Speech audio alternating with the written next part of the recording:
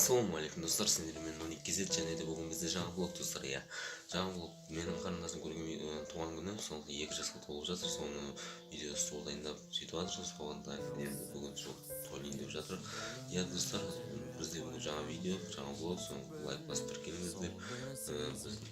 Біздің нашарларды үліміз керек, үліп, соны қазір үліміз керек достар. Сондықтан сіздер лайк басып тіркеліңіздер. Бізде жаңа блог видеоға кеттік достар. Тіркеліңіздер, колокольчикті басыңыздар достар. Бізде мен қарындасым туылған күні. Men oylandım, oylarga toymadım, жеткизе almay qiynaldım, oylay beruge bolmay, sen layık emassin oyumda turuga, kederge keltirme, oydan juluga seni, görünbey gözüme, bilinbey yüzüme. Ömür degen ağızdı boylay, menen alıstasın, alыстay ber, жақындауға болмай.